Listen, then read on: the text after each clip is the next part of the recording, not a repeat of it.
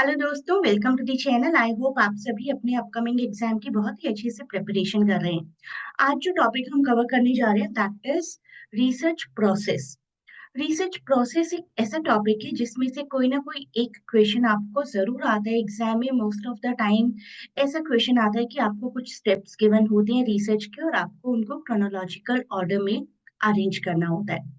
तो आज की वीडियो को कवर करने के बाद इस तरीके के किसी भी क्वेश्चन को आप किसी भी एग्जाम में सॉल्व कर पाएंगे। अब बात करते हैं सेल्फ पैकेज की, जिसके थ्रू आप घर बैठे अपनी प्रिपरेशन कर सकते हैं। ये 13 वीडियोस हैं जिसमें आपको हिस्ट्री ऑफ लिटरेचर के बारे में बताया गया है। एक मॉक टेस्ट सीरीज है, 360 क्वेश्चंस आपको यहाँ पर मिल जाएंगे, all with all the detail. Important terms हैं इमेज एब्रम्स की, जिसके 20 वीडियोस हैं एंड 180 टर्म्स को बहुत ही डिटेल में बताया गया है। तो ये पूरा पैकेज आपके बहुत ही काम आने वाला है। इसके अलावा आप ये टेलीग्राम चैनल ज्वाइन करें जहां पर एमसीक्यू प्रैक्टिस करवाई जाएगी, रेगुलर टिप्स आपको प्रोवाइड किए जाएंगे। और अगर आप चाहते हैं आइसिंग ऑन द केक, कुछ और इम्पॉर्टेंट चीज़ें भी चाहते हैं, तो ये 10 पीडीएफ जो है इनके पैकेज के लिए आप ऑप्ट कर लीजिए। You can enquire at this link कि इन पीडीएफ्स को कैसे ऑप्ट करना है। ये पीडीएफ आपकी कंप्लीट प्रिपरेशन है। हिस्ट्री का पीडीएफ, हिस्ट्री के ही MCQs, then the glossary of M H. Abrams terms 87 pages, evolution and genres of English novel, famous American, British and Indian writers, criticism, linguistics, non-fiction, everything is there। और इसमें icing on the cake में एक और icing है, that is 1000 questions का package. दो parts में मैं आपको ये पीडीएफ प्रोवाइड कर रही हूँ। 500 प्लस क्वेश्चंस के दो पीडीएफ्स हैं, जिससे आपकी एक बिल्कुल ही कंप्लीट हो जाएगी प्रिपरेशन। आप इस चैनल को भी ज्वाइन कर सकते हैं, यहाँ पर भी आपको कुछ टिप्स रेगुलर मिलती रहेंगी। ये लिंक भी मैं आपको डिस्क्रिप्शन में प्रोवाइड कर दूंगी। तो आज हमें पढ़ना है रिसर्च प्रोसेस के बारे में, जहाँ से आपको एक क्वेश्चन कहीं ना कहीं किसी ना किसी फॉर्म में ज़रूर आता है। ये है वो सभी स्टेप्स जिनको हम अभी डिटेल में कवर करने वाले हैं और इसी सीक्वेंस में रहने चाहिए, सीक्वेंस में ही आपको भी याद करने हैं। सबसे पहला जो स्टेप है that is you should know क्या टॉपिक है आपका, आपकी रिसर्च प्रॉब्लम है क्या। तो आपको सिलेक्ट करना है अपनी रिसर्च प्रॉब्लम को, एक बहुत ही significant, feasible, ethically acceptable topic को सर्च करना है। एथिकली एक्सेप्टेबल टॉपिक मीन्स कि आप मानकर चल रहे हैं कोई ऐसी अच्छी चीज़ जिससे कि सोसाइटी की भलाई ही होगी। Cigarette smoking is injurious to health. Do not choose the topic cigarette smoking is not injurious to health. Understand the problem deeply before refining it। तो पहले आपको टॉपिक को खुद समझना पड़ेगा, किसी से डिस्कस करना पड़ेगा, कुछ ऐसे लोगों से जो कि कुछ रिसर्च एरिया में नए हैं, कुछ ऐसे लोग जो कि रिसर्च एरिया में एक्सपर्ट हैं। सबकी राय आपको मिले, उसके बाद आगे प्रोसेस करिए। रिसर्च टॉपिक जैसे कि यहाँ पर एक एग्जाम्पल है, impact of social media on teen mental health. Researcher यहाँ पर क्या करेगा, researcher will decide to study how social media affects the emotional wellbeing of teenagers, जो कि काफ़ी रेलेवेंट और प्रैक्टिकल इशू सच में है आज के डिजिटल एरा में। आपने रिसर्च प्रॉब्लम को आइडेंटिफाई कर लिया, उसके बाद आपको एग्जिस्टिंग जर्नल्स, रिपोर्ट्स, बाकी स्कॉलरली रिसोर्सेज को चेक करना है और देखना है कि जितना आप जानते हैं और जितना अभी तक पब्लिश हुआ है उसमें और आपकी नॉलेज में क्या क्या डिफरेंस है। और उसके बाद आपको अपनी नॉलेज को भी और इन्हांस करना है, आपको प्रीवियस पब्लिश्ड वर्क पर डिपेंडेंट नहीं होना है। That will be called a research. तो एग्जिस्टिंग स्टडी तो सजेस्ट करेगी कि क्या क्या आज तक हुआ है, एंग्जाइटी, डिप्रेशन किस तरीके से सोशल मीडिया से को रिलेट हो सकते हैं, लेकिन वो सर्च इनसफिशिएंट है जब तक आप अपनी सर्च को उसमें ऐड नहीं करते। That will not be called a research. उसके बाद आपको कुछ हाइपोथेसिस फॉर्म करने हैं। बहुत क्लियर होना चाहिए आपका एजेंडा कि आप क्या चाहते हैं, आपको क्या लगता है खुद से। हाइपोथेसिस क्या होता है, एक prediction about the relationship between variables, कि this goes up and this also goes up one variable, this goes up and this goes down another variable. किसी भी तरीके की एक रिलेशनशिप हो सकती है. आपको अपनी रिसर्च को एक डायरेक्शन प्रोवाइड करनी है. हाइपोथेसिस यहाँ क्या हो सकती है? Increased social media use among teenagers leads to higher levels of anxiety. So true about the usage of social media, seeing the current scenarios and the published works. ये hypothesis predict करती है कि teens जो कि ज़्यादा time spend करते हैं social media पर, they do experience increased anxiety levels compare to those who use it less. तो अपने इस हाइपोथेसिस को सही करने के लिए, प्रूव करने के लिए आपको पूरी स्टडी करनी पड़ेगी of those who use social media, of those who do not use social media. अब आपको एक रिसर्च डिजाइन प्रिपेयर करना है. It can be qualitative, it can be quantitative. कुछ ऐसी चीजें हो सकती हैं जिसमें आपको व्यू पॉइंट्स चाहिए, कुछ ऐसी चीजें हो सकती हैं जिसमें आपको डेटा चाहिए. तो डेटा कलेक्शन के मेथड्स को आप डिसाइड करेंगे. यहाँ पर डिसाइड कर रहे हैं, यहाँ सिर्फ सर्वे, एक्सपेरिमेंट, इंटरव्यू क्या सही रहेगा आपके लिए. अपने टाइम को डिजाइन करिए. कितना टाइम है आपके पास, कितने रिसोर्सेज हैं, कितनी एक्सपर्टीज है. तो research design is basically almost always a mixed method approach. ये हो सकता है कि कभी कभी क्वालिटेटिव ज्यादा हो और क्वांटिटेटिव कम हो, कभी क्वांटिटेटिव ज्यादा है और क्वालिटेटिव कम है.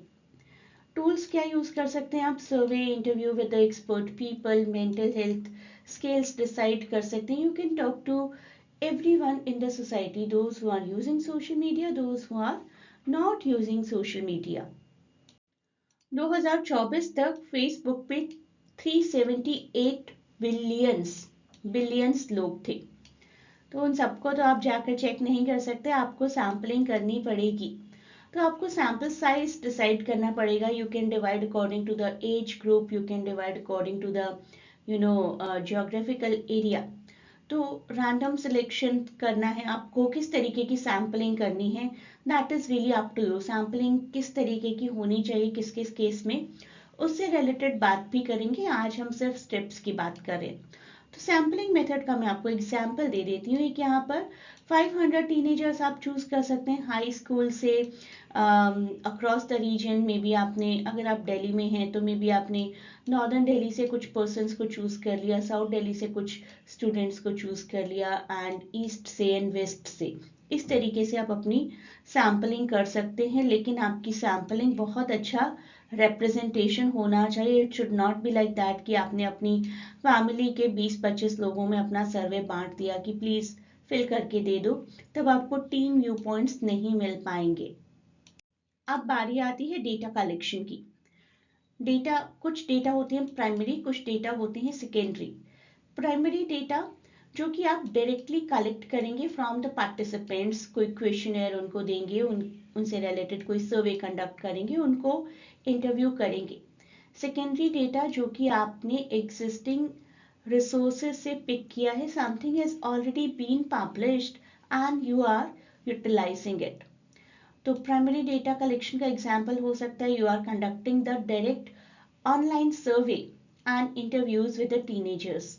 And secondary data, you are reviewing any past study that shows the relationship between social media and mental health. इस तरीके के आर्टिकल्स न्यूज़पेपर्स में, मैगजीन्स में आते ही रहते हैं. उनकी थोड़ी हेल्प आप ले सकते हैं. जब आप उनकी हेल्प लेंगे तो it will be called secondary data. उसके बाद आप डेटा को एनालाइज करेंगे, क्वालिटेटिव को, क्वांटिटेटिव को. You will check each and everything और उसके बाद इम्पैक्ट्स को चेक किया जाएगा with the help of data. पहले आपको किसी न किसी तरीके का एक डेटा बनाना पड़ेगा. कितने लोग हैं जो कि अप्रॉक्सीमेटली 1 आवर यूज करते हैं सोशल मीडिया को, 2 to 3 आवर्स, 4 to 5 आवर्स और 6+ आवर्स. इस तरीके के लोगों का डेटा बनाना पड़ेगा. देखिए ये डेटा अगर हम इसको रियल माने तो बहुत ही खतरनाक है. 6+ और सोशल मीडिया यूज करने वाले लोग बहुत ज्यादा हैं. हाइपोथेसिस टेस्टिंग करनी पड़ेगी आपको. इसके बाद जो आपकी हाइपोथेसिस थी, इज दैट ट्रू और not. Test whether the data supports और कॉन्ट्राडिक्ट्स द हाइपोथेसिस. आपने माना था कि सोशल मीडिया का इम्पैक्ट होता है स्ट्रेस लेवल पर, वो इंक्रीज होता है। तो स्टैटिस्टिकल रिपोर्ट आपकी क्या कहती है, आपके सारे डेटास क्या कहते हैं, आपके सारे टेबल्स क्या कहते हैं? क्या सच में उन लोगों का उन लोगों का स्ट्रेस लेवल बहुत ज़्यादा इंक्रीज है जो सोशल मीडिया ज़्यादा इस्तेमाल करते हैं? तो maybe you can reach to a conclusion की हाइपोथेसिस आपकी सपोर्ट की गई है बाय योर डेटा। अब आपको अपने कंक्लूजन को जनरलाइज करना होगा, अपनी इंटरप्रिटेशन को जनरलाइज करना होगा। रिसर्च इंडिकेट करती है कि फॉर एग्जाम्पल के लिए मैं आपको बता रही हूँ कि yes, social media users negatively effect tin mental health. तो आप जनरलीफाई कर सकते हो अब इस चीज को कि अगर कुछ लोगों पर अप्लाई होती है तो दैट मीन्स कि एक पूरे रीजन पर, एक पूरी कंट्री पर वही चीज अप्लाई होती है। After that the final thing will be the preparation of report. आपकी रिपोर्ट बहुत ही क्लियर, बहुत ही स्ट्रक्चर्ड होनी चाहिए। रिपोर्ट में क्या क्या इंक्लूड होना चाहिए, that will be a separate topic for us. Research report, research problem, review of the existing works, hypothesis, data collection, वो सब कुछ जो आपने किया वो आपकी रिपोर्ट में होना चाहिए। और कुछ ना कुछ रिकमेंडेशंस भी होनी चाहिए। अगर आपकी रिपोर्ट दिखा रही है कि something has got a negative impact on human being, on Mankind, उसको कैसे रोका जाए, क्या क्या ह्यूमन बीइंग्स के लिए आपको करना है, एंड में आप वो सब कुछ भी ऐड कर सकते हैं अपनी रिपोर्ट में। Now a question for you. Which of the following is an example of primary data collection? Analyzing previous research reports, conducting an online survey, reviewing government statistics, reading books on the subject. A, B, C, D, whatever you feel is the right answer, please tell me in comment. आज की video में discuss किए गए किसी भी concept में अगर आपको कोई डाउट है, कोई ट्रबल है, you can mention in comments and you may join the live session for all of these mentioned courses: CUET, UGC, GPSC, English Literature optional for UPSC exams। इन सब कोर्सेज के लिए ऑनलाइन क्लासेस अवेलेबल हैं along with the coaching for IGNOU Masters English। You can contact on this WhatsApp or you can contact on this Telegram link. I'll provide both the links in description of this video.